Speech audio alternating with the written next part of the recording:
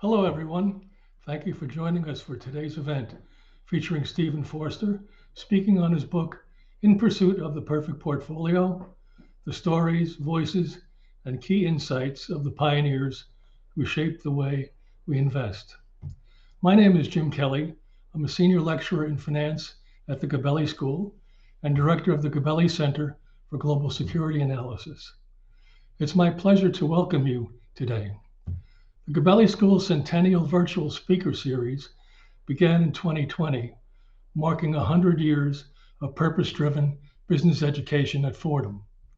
In the last year, the Gabelli Center and our wonderful partners, the Museum of American Finance and the CFA Society of New York, have sponsored more than 50 events and have drawn more than 8,000 attendees.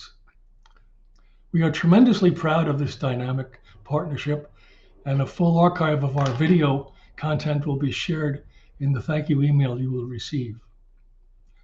In just a moment, I will introduce David Cowan, President and CEO of the Museum of American Finance, who will give a full introduction to our speaker.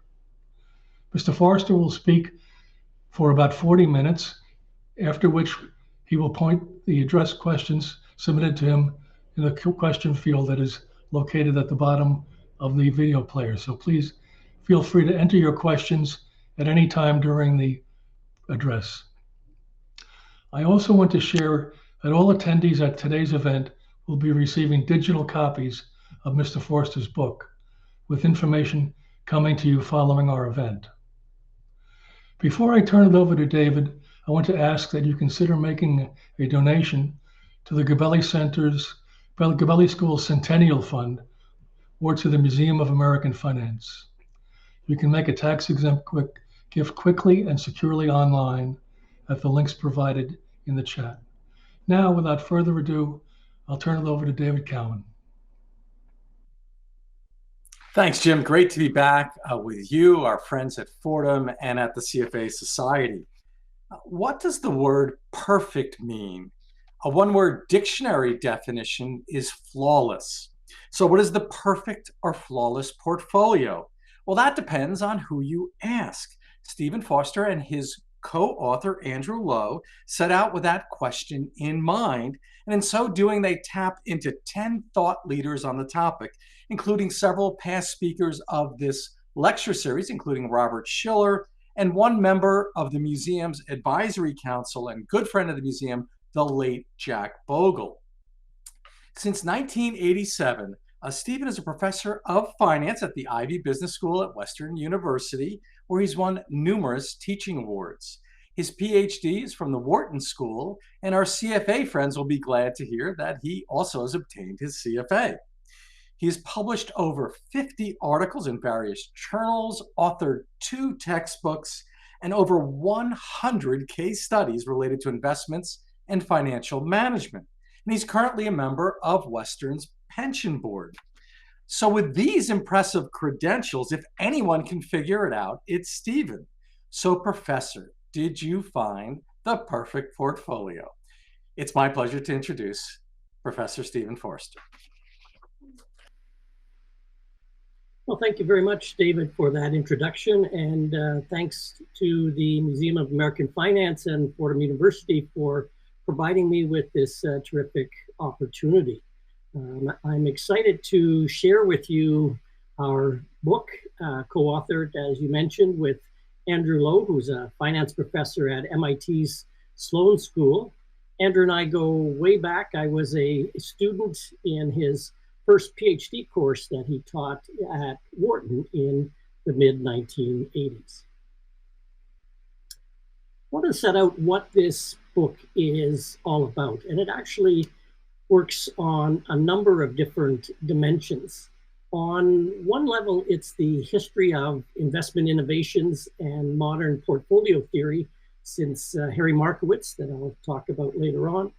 On another level, it's a biographical piece telling both the personal and professional stories of our investment pioneers. And finally, on a third level, the last chapter of our book provides some investment guidance and principles. Just a spoiler alert to answer David's question. There isn't just one perfect portfolio, as we often say in classroom settings. To any answer that a student gives, our response is often it depends. And we'll talk some more about what we mean by it depends. The book centers around our interviews with 10 pioneers, and we devote one chapter to each of those pioneers. So time permitting, I'll delve into the contributions that each of these pioneers has made. As you see here on the screen, 6 are recipients of the Nobel Memorial Prize in Economic Science. The others are best-selling authors, including the founder of one of the largest investment companies. Most are familiar names, but perhaps not all, but they have all made major contributions that have helped to shape the way in which we invest. Before we focus on the contributions of the pioneers, I wanted to highlight a few themes that emerged as we got to know our luminaries and their stories. The first theme is the role serendipity played in shaping the investment industry. Harry Markowitz, as a doctoral student, didn't know what doctoral topic to choose, so he went to see his advisor, Jacob Marshak. While Markowitz waited in Marshak's anteroom, a stockbroker was also waiting there. They chatted for a while about Markowitz's predicament related to finding a dissertation topic. And then when Marshak was available, Markowitz said to him, "The guy that's out there says I should do a dissertation on the stock market. What do you think?" And later on, Markowitz fondly acknowledged that that was the best advice that he had ever received from a stockbroker. Bill Sharpe started his dissertation on what he thought was an interesting topic, internal transfer pricing. But unfortunately for him, it wasn't working out.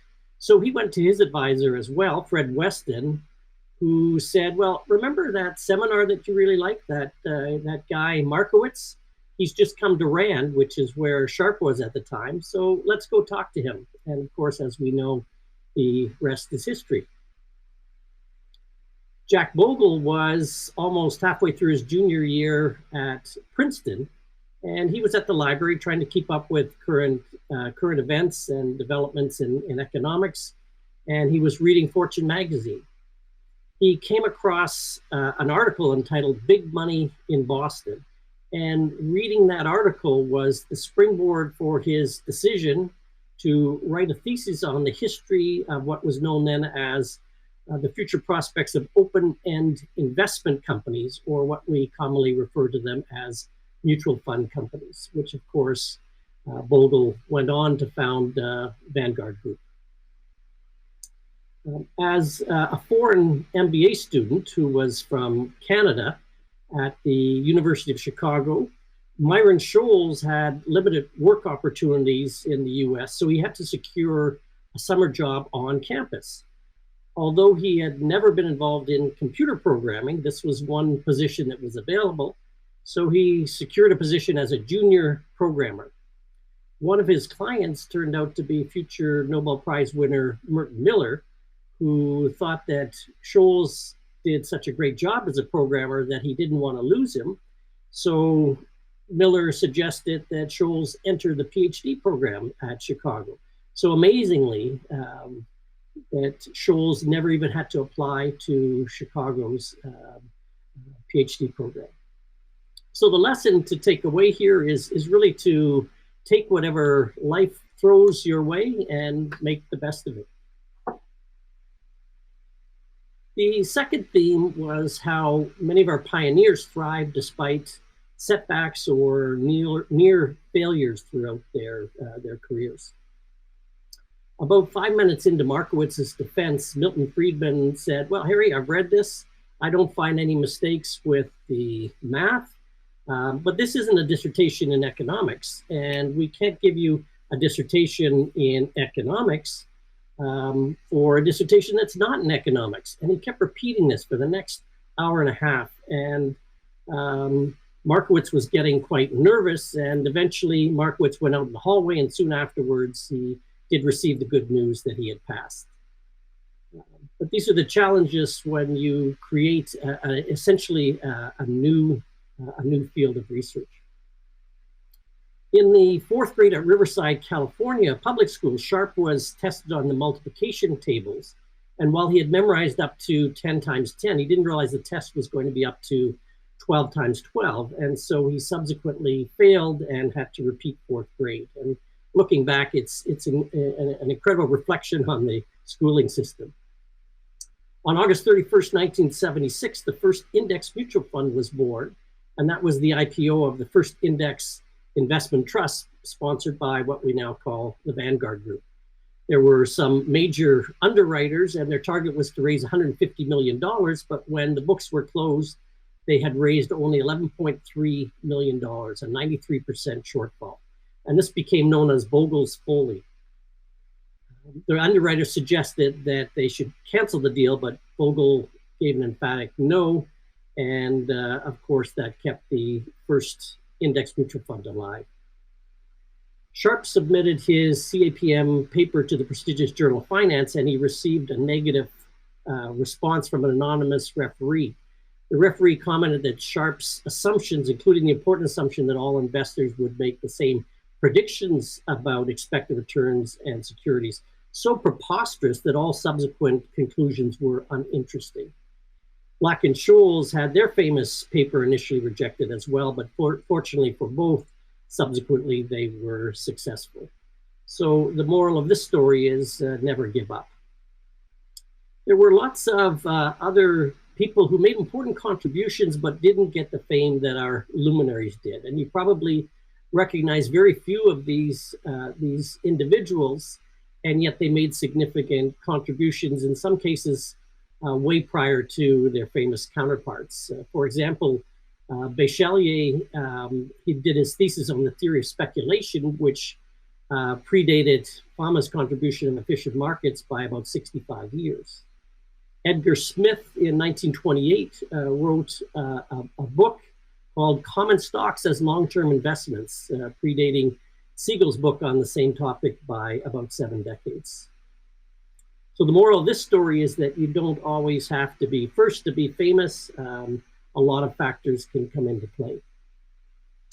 The first chapter of our book looks at various key events in the history of investing that predated Markowitz, including stocks, bonds, derivatives, mutual funds, products that we don't recognize have been around for a very long period of time. Call options were used in 600 BCE, in one particular case, to speculate on the underlying price of olive oil presses. There was a poor harvest, and the famous Greek philosopher and mathematician Thales of Miletus used astronomy to predict an upcoming bumper crop, which is an interesting predictive tool for all of you quants who are out there. During the winter, he negotiated call options to buy the presses at depressed prices. And as recounted by Aristotle, he succeeded in proving it's easy for philosophers to become rich if they so desire, though that's not the business in which they are really all about. So you can be a philosopher or rich, but not both, according to Aristotle. The precursor to government bonds and the first form of public financing occurred in Venice in 1172. Venice was in a struggle with Byzantium over the control of the Adriatic Sea, and on fabricated charges that Venetians had set afire, the Emperor of Byzantium created a hostage crisis by seizing Venetian merchants. So the Doge of Venice had to quickly build a fleet of ships, and he needed money to do this. But because of usury laws, he wasn't allowed to obtain a loan. So he had to fund it by a tax that was equivalent to paying the equivalent of a 5% interest. And so this was the successful birth of public financing. However, things didn't end well for the Doge. The Venetian fleet was ravaged by plague, and thousands died. When the Venetians saw that he had survived, but so many others had perished, a mob chased him down and executed him. The world's oldest shareholding company dates back to 1369, when a group of French millers formed a company with a profit-sharing plan and uniquely had an elected board of directors to protect the shareholders. In addition to paying a notary fee, any new shareholders had to hold a dinner for the entire board of directors, which today might stifle high-frequency trading if it was applied. As an early example of diversification, in 1771, an investment scheme referred to as the 30 Young Ladies from Geneva was born. At the time, life annuities were typically purchased by adults on their own lives, but around 1757, the French government abandoned age grading and returned to flat pricing for annuities. So life annuities issued by the French government were then pooled by some clever Swiss bankers who created an investment product, just like the modern securitization of mortgages. And so to maximize the value of these products, the bankers diversified. They had these annuities based on the lives of 30 young, healthy girls who had survived smallpox instead of just on one adult. The first mutual fund was actually created centuries ago in 1774 by an Amsterdam broker. And a few years later, he introduced the second mutual fund that had a mandate to invest in, and I quote, solid securities and those based on the decline in their prices that would merit speculation and could be purchased below their intrinsic value, end quote. So really this predates Ben Graham and Warren Buffett, and so value investing has actually been around for centuries. So the key takeaway here is that not all of what we think of as modern investment innovations are truly new. Now to Markowitz, the first of our luminaries. Markowitz had some important epiphany moments, and one was at the University of Chicago Library while he was working on his dissertation. He was reading the 1938 classic John Burr Williams' The Theory of Investment Value, and he noted that Williams was implicitly assuming that the riskiness of stocks weren't correlated in his valuation model. So Markowitz quickly saw that the logical conclusion would be that an investor should only have one stock in their portfolio, the one stock that had the highest expected returns. Markowitz noted that many investors were concerned with diversification, and that's why they bought mutual funds. So common sense suggested don't put all your eggs in one basket. And so what Markowitz felt was missing from Williams' analysis was some kind of notion of the risk of the overall portfolio. And so he found a solution in a statistics book, and we see the formula here for a two-stock portfolio. So this formula could be adapted to get at a measure of the riskiness of the portfolio as a whole. And it showed that what matters in a portfolio was not simply the riskiness of each individual stock, but rather the extent to which various stocks moved up or down relative to one another, or the correlation among the stocks. And so the risk of the overall portfolio was less than the average of the riskiness of individual securities. So from there, it was a matter of applying linear programming techniques to create what Markowitz called the efficient frontier of risky assets. And these had the property of having the highest expected return for a given level of risk. And they dominated all of the other investments since they were closer to this northwest corner of highest expected returns for the least amount of risk. And so the key takeaway is that we should always be searching for assets with low, or at least not perfectly positively correlated factors, because that's where there is the one true lunch. Bill Sharp then extended Markowitz's framework by considering what happens when we add a risk-free security like a T-bill that investors could either borrow or lend at. The capital market line on this graph shows the combinations of risk-free investments with Markowitz's efficient frontier. And while we could combine the risk-free asset with any of Markowitz's efficient portfolios, we can see from this graph that only one is optimal, and that's the one that's tangent to the frontier because it's closest to the northwest corner. So given the assumptions of the CAPM, which just as an aside, surprisingly is how Sharpe himself pronounces it as an initialism rather than the common acronym CAPM. So according to the assumptions of the CAPM, everyone should want to hold M on the graph. And if that's the case, then M must be the market portfolio. And so it was a relatively straightforward matter after that to determine how each security was valued as part of this well-diversified portfolio. And what Sharpe was able to show was that the only risk that mattered was the relative risk, or what we now commonly refer to as beta. Just as an aside, the famous CAPM equation was actually tucked away almost like an afterthought in the footnote 22 of Sharpe's seminal 1964 paper, barely recognizable as the equation we know today, which was actually reformulated years later by Fama. And so I call this the most famous footnote in finance. What also gets overlooked is that from a theoretical perspective, Sharpe's market portfolio contained all investable assets. Later, empirical researchers used an index like the S&P 500 as a proxy for the market, but that's not what the theory says. So the key takeaway is that when you're investing, you should consider all the investable assets that are out there in order to achieve optimal diversification. That can also help to mitigate what's known as the home bias, whereby investors typically from a particular company invest from a country invest a disproportionate amount in their home market, and as a consequence lose out on broader diversification benefits. Gene Fama has made a huge number of contributions to the world of finance, starting with his efficient markets hypothesis, which states that stock prices fully and immediately reflect all relevant information. In 1973, Fama teamed up with his former PhD student, James Macbeth, to perform one of the earliest tests of the CAPM, and they found support for it.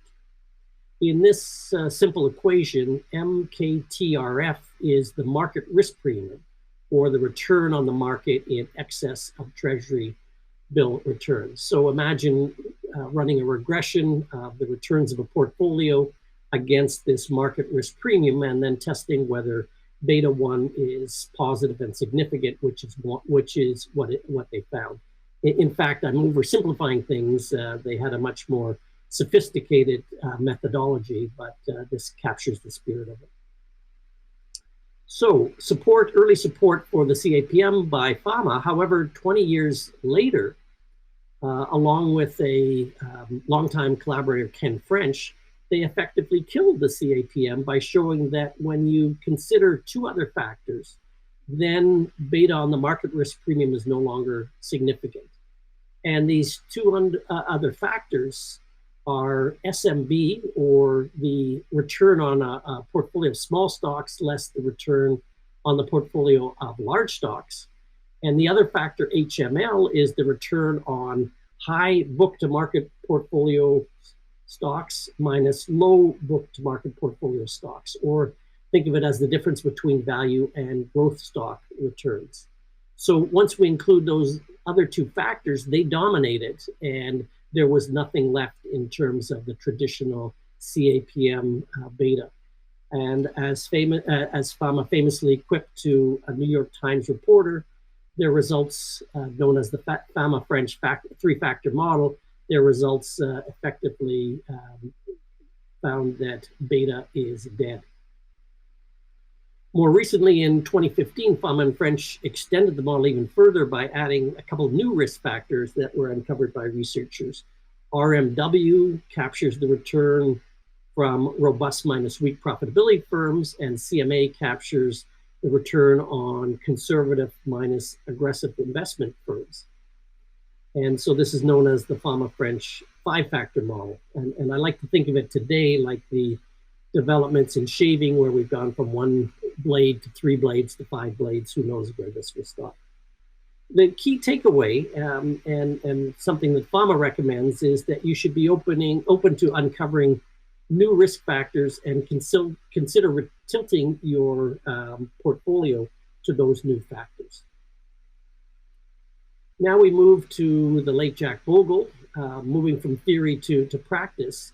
His initial failure in the first investment trust grew to today's Vanguard Group, which had over $5 trillion in assets under management by the time Bogle passed away in 2019. And index funds, as you know, are now the largest flow of new money, far surpassing active fund investments.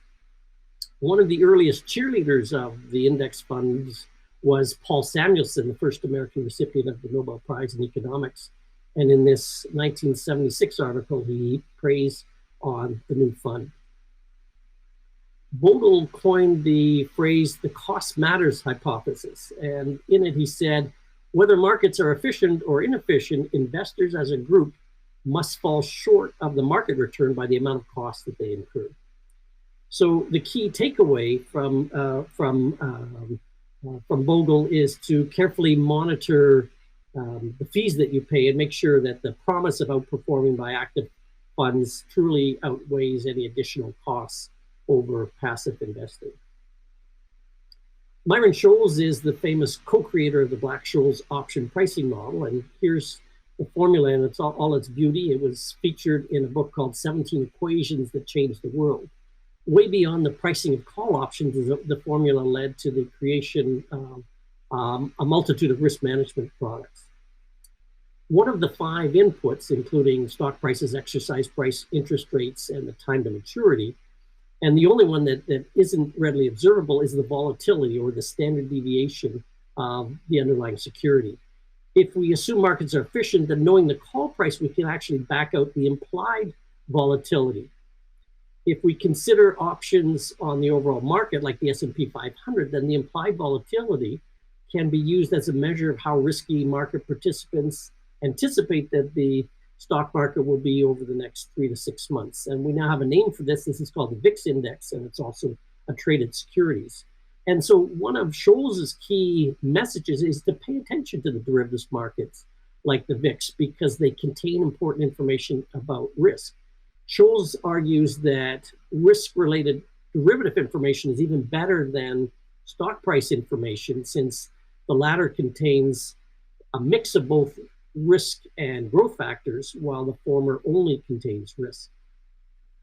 Scholes argues that you shouldn't just be concerned with downside risk, you should also consider the other tail of the distribution as well, which can have a tremendously positive impact on your wealth. So it could help you to know when to take on more risk. Just as an aside, we don't have many equations in our book, but this is one of them. And there's also an audio version of our book. And so this may be the only audio book that actually spells out the Black-Scholes model. And I kind of felt bad for the narrator who had to read this formula as part of the book. Black-Scholes and Bob Merton were both colleagues at MIT, but they were also rivals in a race to solve this option pricing formula. And one of the keys to considering the solution was to find a hedging portfolio made up of stocks and options in order to back out what the call price would be. Black and Scholes worked on this, and they felt they had come up with the appropriate hedge ratio that would remove all of the beta risk in this hedging portfolio. Merton was skeptical. He said he'd take a look at their results, and one afternoon he excitedly called Scholes to say that he and Black were partly right. The hedging strategy, however, actually removed all risk, which resulted in a risk-free return of this hedging strategy. And that was really the key to solving the option pricing model. And so the notion of risk-free in return has actually been central to much of Merton's work. And he claims that you need to start by knowing what risk-free actually means to you. According to Merton, a risk-free asset is essentially the assets that you can convert to an annuity to achieve your financial goals with certainty. And so as such, according to Merton, what you should consider investing in are TIPS, or Treasury inflation-protected securities. Marty Leibowitz made his mark at Salomon Brothers with his father-in-law, Sidney Homer. They teamed up to write what was a classic called Inside the Yield Book, which is often mistaken to younger readers as Inside the Yield Curve, but it's actually Inside the Yield Book. The Yield Book was a book, if you can imagine it like the old telephone books, which aren't around anymore, that had tables of bond prices and corresponding yields. And so that's certainly been a thing of the past. Later, Leibowitz co-authored a book called The Endowment Model of Investing.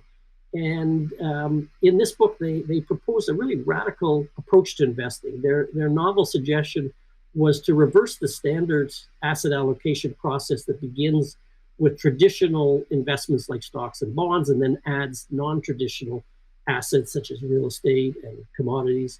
And so instead they said, let's invert the process, start with the non-traditional assets as the core to capture this outperformance or alpha, and then add stocks and bonds as swing assets to bring your portfolio to some kind of desired level of beta risk. Leibowitz argued that how much you should invest in these non-standard assets depends on how much dragon risk you wish to take. Dragon risk effectively reflects fundamental uncertainty about the whole validity of a model, such as what's the mean and what's the variance. And historically, it's been described as unknown parts of the world with maps that have borders labeled as "Here be dragons." And this picture here is the only existing one that actually says "Here be dragons" written in Latin, and it's the Hunt Lennox globe from 1510, which actually can be found at the New York Public Library. Bob Shiller's seminal research examined the volatility of stock prices. In his paper called "Do Stock Prices Move Too Much to Be Justified by Subsequent Changes in Dividends?" his simple answer was yes.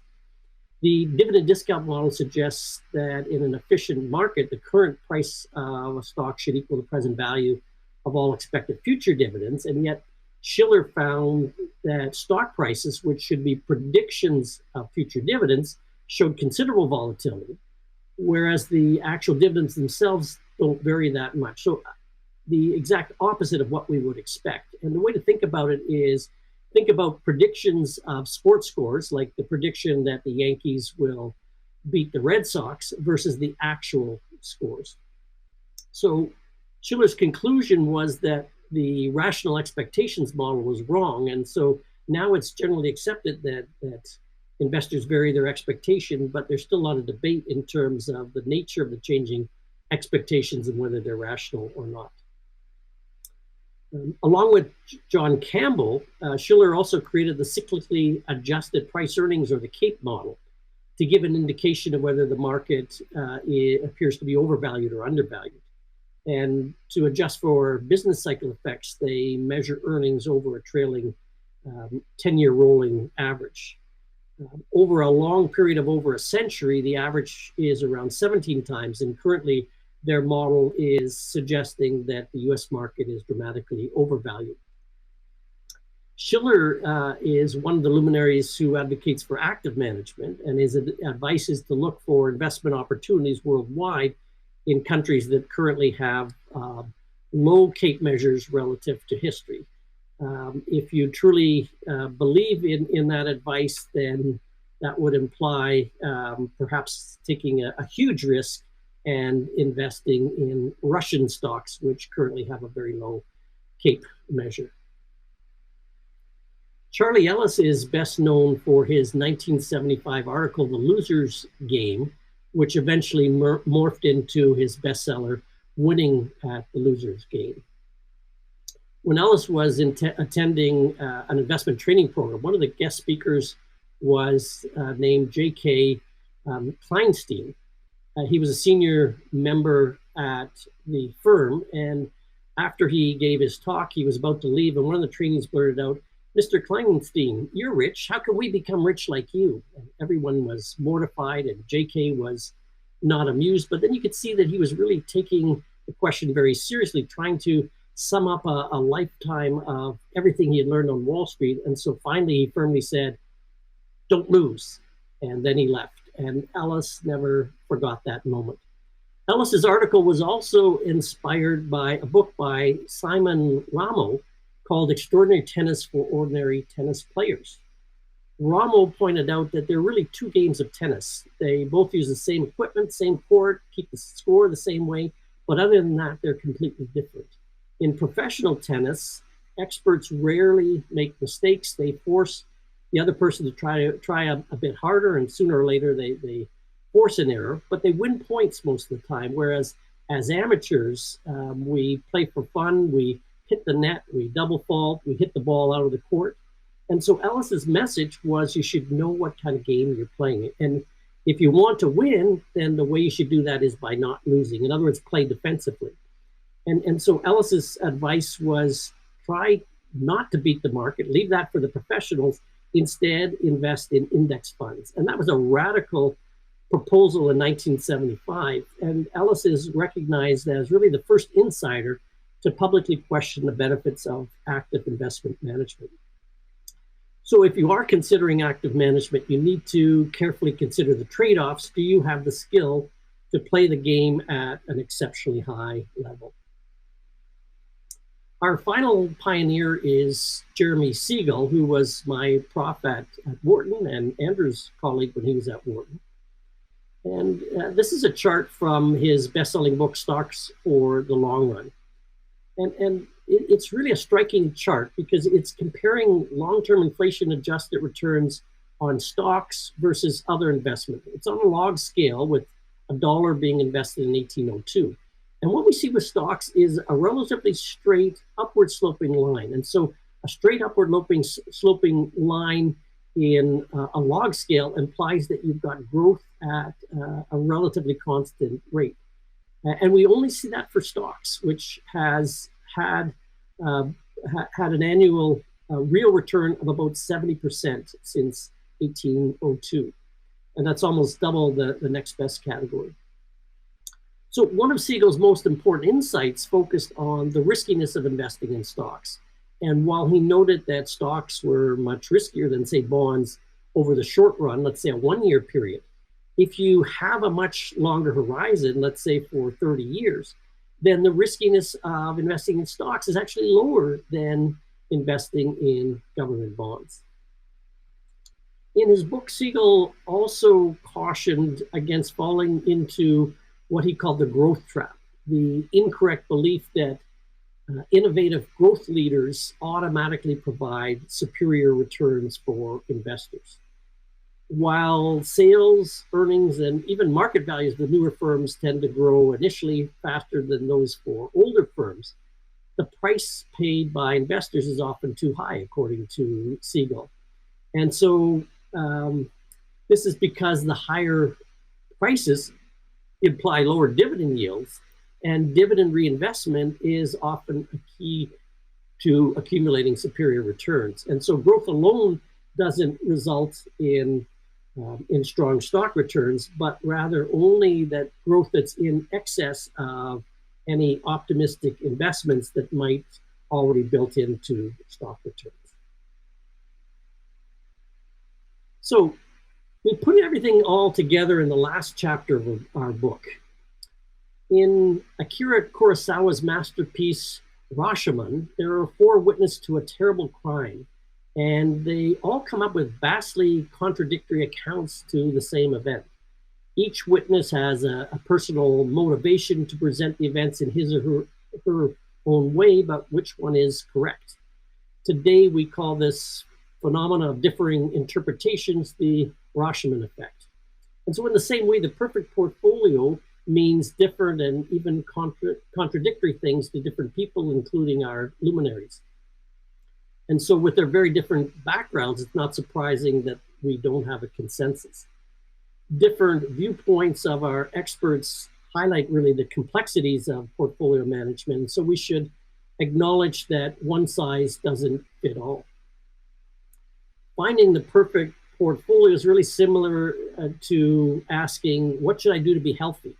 And the answer really depends on quite a number of things: your current medical condition, how medicine has progressed, and what tools are available today. So there's not just one answer to being healthy. There's really all kinds of combinations of diet and exercise and medicine that can lead to longer and higher quality of life. So this brings us to our end game, which is our 3 investment P's that we call our principles, our process, and our path. So let me go through each of these in the last few minutes. Let's begin with our checklist of principles on how to construct your perfect portfolio. So these principles are the same checklist that everyone should go through, although you might have different answers. First, you should determine how much time you personally want to devote to investing. And if you don't want to invest a lot of time, then you should consider getting an investment advisor.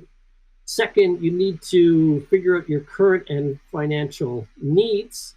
And that might take some time because you're going to need to quantify whatever your life goals might be. Third, you want to reflect on your comfort zone for taking on risk. And I'll say some more about that in just a few minutes. But you want to know how much losses you can take on. Fourth, you want to develop an investment philosophy. What do you believe about markets? Do you believe in market efficiency or not? And we see a lot of different perspectives in our book. Fifth, you want to list all of the assets you're going to invest in and those that you don't want to. Sixth, you want to get a sense of the current environment and where we are within the business cycle in a recession or an expansion. And finally, you want to avoid obvious mistakes. So you can see that none of us are going to have the same perfect portfolio because we're all different. In terms of the process that we suggest, this flows directly from the principles. We identify 4 key characteristics that will determine your perfect portfolio. First of all, what's your degree of risk aversion? Are you a risk-taking hawk or are you a risk-averse dove? Second, what's the magnitude of your current and future wealth and earnings power? Are you a high-income Midas, or are you more like Peña, the Greek goddess of poverty? And yes, there's really a Greek goddess of poverty. Third, what's the magnitude of your current and financial needs? Do you save like Scrooge, or do you spend like Gatsby? And finally, what's the investment environment that we are in? Is it currently an expansion or a recession? And so the result of this is that we can categorize the population into 16 unique archetypes, although clearly there's going to be a spectrum, and so there are actually even more. We've got a quick, simple tool on our website that you can find which archetype you are. And so finally, that leads us to the path of the perfect portfolio. And this chart details these 16 archetypes, and each are coded in either green ovals, in which case you're doing okay in terms of your perfect portfolio strategy, or yellow rectangles, which are a caution sign, or red hexagons, which are danger signs. So really reflecting the degree of concern you should have with respect to your portfolio.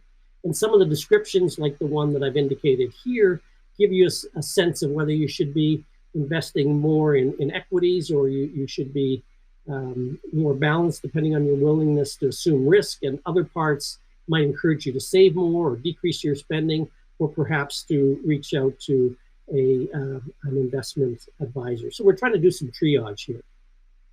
So just to summarize, the path to the perfect portfolio really highlights that there are 4 levers that are available to help you achieve your financial goals. 1 is the target size of your financial goals. 2 is how much you're willing and able to regularly contribute by way of savings and investing. 3 is the length of time you have to achieve your goals. And 4 is the expected return of your savings and investing. And this dovetails nicely with Bob Merton's advice to save more, work longer, and take on more risk.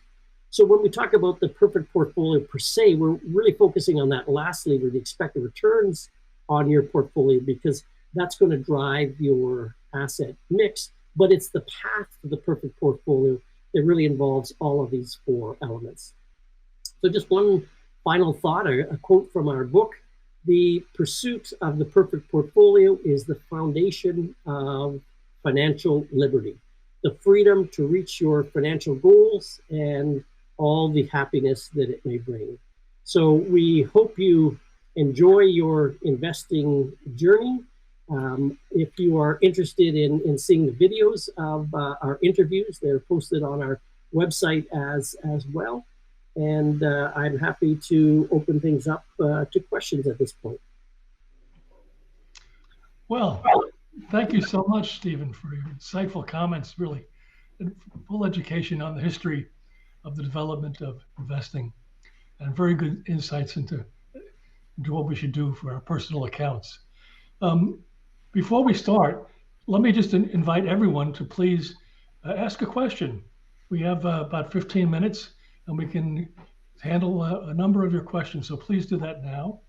And I will start off with one from Mike Zachin, and he says, will higher interest rates weigh on companies with high debt and negative cash flow compared to value stocks or those with dividends? Yeah, so great question. So clearly, if we look at the fundamental notion of stock valuation, something like the well-known dividend discount model, higher interest rates will be baked into a higher expected return than investors have. And in turn, that's going to have, at least in the short term, negative effect on the prices of securities.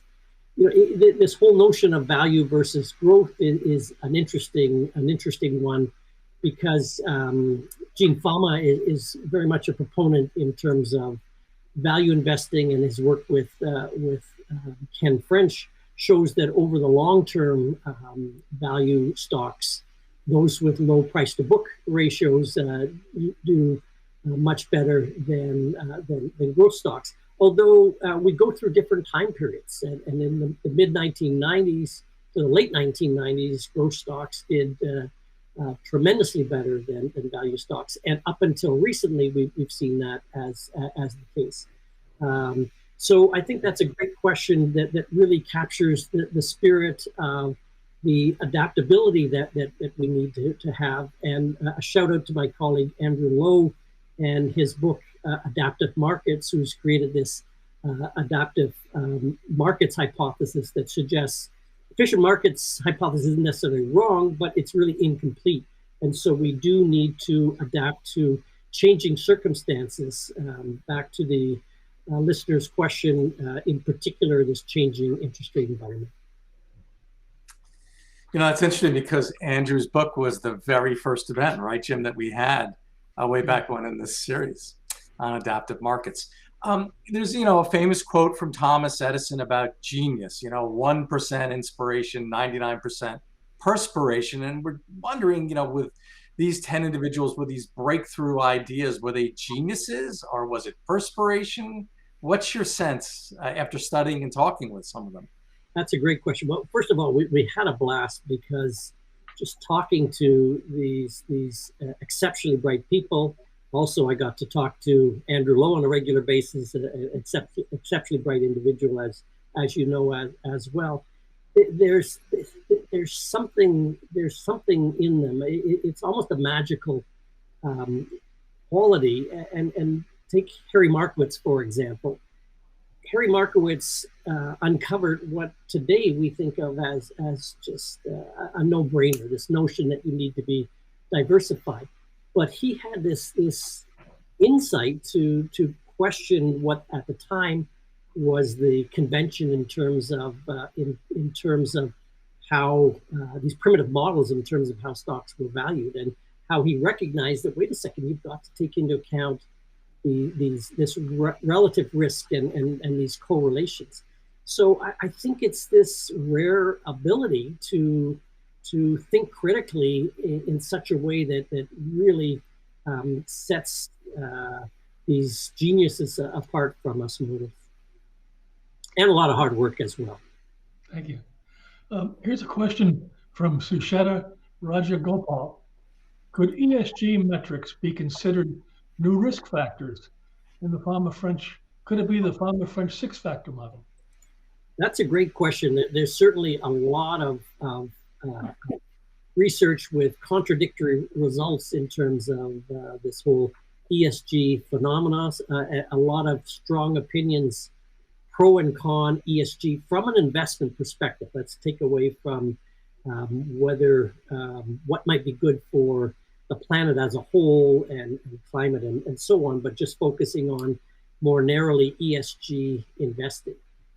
One way to look at it is to say that if we're putting constraints, going back to Markowitz efficient portfolio, if we're putting constraints, then that might take us away from that northwest corner of highest expected return and least amount of risk.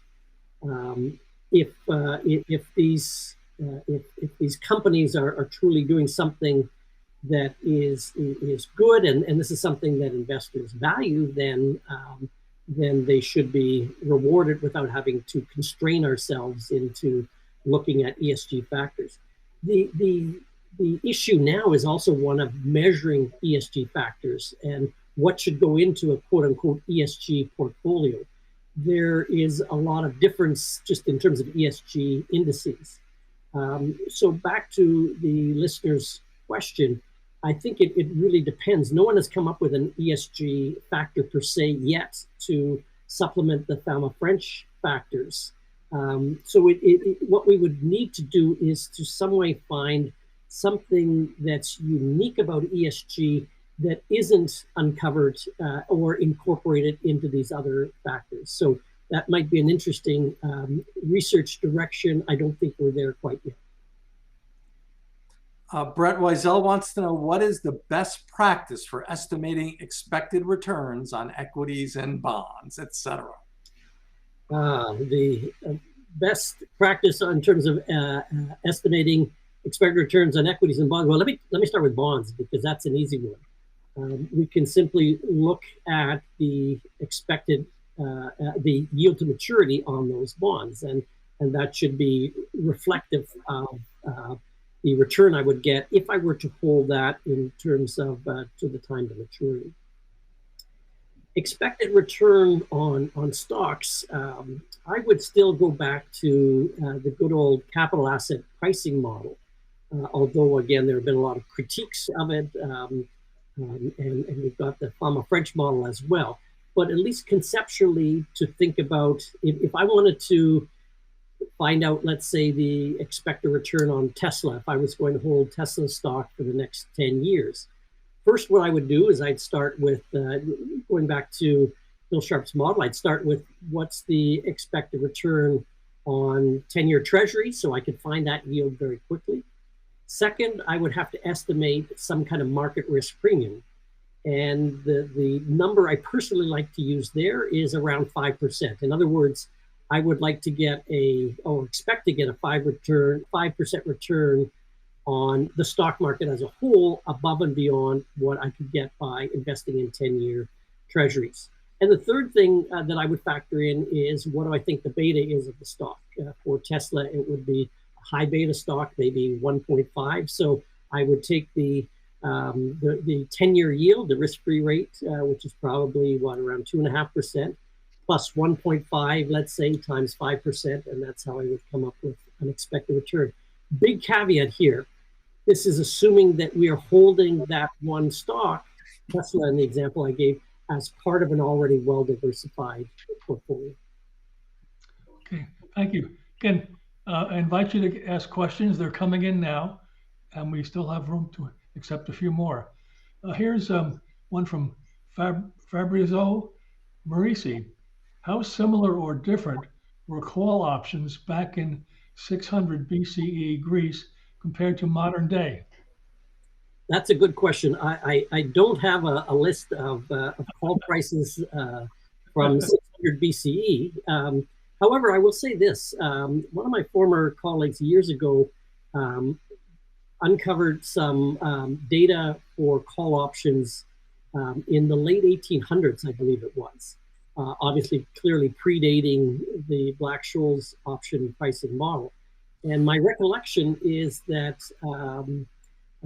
prices ex post using the Black-Scholes option pricing model, prices were pretty close to that. So the intuition is that even before the Black-Scholes option pricing model, many traders probably had some kind of intuitive sense of what it might be. I can't speak to the olive press call option pricing, however. Coral Celine Martel is asking a question that comes up every time, and it's on all the students' minds. And it's, does crypto change anything already established as good portfolio practice? Or I'll broaden it, do you have an opinion on crypto? Sure, I do have an opinion on crypto, and I have a blog on medium.com, so any interested listeners can find me there. I've looked at Bitcoin in particular, and I have gathered data going back to early days of Bitcoin, and I've tried to capture both the historical return and the brief history of Bitcoin and its volatility. And just to focus on the volatility, when we think about volatility of standard assets, we're looking at, for something like Bitcoin, we're looking at something like 10x or more in terms of volatility. Personally, I'm not convinced yet that crypto is a good addition to one's portfolio. But I will say in favor of crypto and Bitcoin, I have looked at it, and the correlation with traditional assets like stocks and bonds is quite low. So that's the one thing that crypto, in my opinion, we're still in early days, does have going for it. But it's just huge orders of magnitude in terms of volatility. Okay. Stephen, let me ask you a question myself, if I may. Did you consider including Ben Graham in your list of the founders? Yeah, so we were looking obviously for people that we could actually interview. So not Ben Graham, obviously. Then we've been asked, what about Warren Buffett as well? And a couple of reasons why we didn't reach out to Warren Buffett, despite the tremendous success that he has had. One is that so much has been written about Warren Buffett, and he's already said so many great things that we've been able to capture. The other thing is that we wanted to focus on the whole process. And so by and large, those that are included in our book changed the process, or provided us with a framework and a process. And that was sort of our guiding light in terms of people that we reached out to. Obviously, Ben Graham and Warren Buffett, fantastic individuals, and in terms of their success, but just that part of our book. For our final question, and I'll broaden it, Stephanie Murray says, any opinion on the Goldman Sachs estimation of a recession in the next year? Or your thoughts where we are now and where we're going forward? Sure. The biggest, the individual best signal that I've followed for decades is the yield curve, and the shape of the yield curve. And depending on how one measures it, is it the difference between the 10 and the 2-year yield in the Treasury, which is getting a lot of attention, or academics focus more on the 10 or 30-year versus T-bills. We're getting into this point of an inverted yield curve. Almost all recessions since the Second World War have been preceded by inverted yield curves. However, there have been cases where inverted yield curves have not been followed in the short term by recessions. So the more inverted, then I think it's tipping the scales to increasing the chances of a recession. And again, we're not talking about something that's imminent. Yield curve predictions are really 6 months to a year in advance. So nothing that might happen in the next few months, but perhaps concerns over the next 12 months. So on behalf of Fordham, Jim, myself, the museum, our friends at the CFA Society, we want to thank you for a wonderful talk today. Very engaging, terrific. And to our audience, come back April 27th, Roger Lowenstein on his new book on Civil War financing, a prolific author as well. I recall he wrote When Genius Failed. So tune in again, April 27th. Thanks again, Professor. Thank you very much. My pleasure.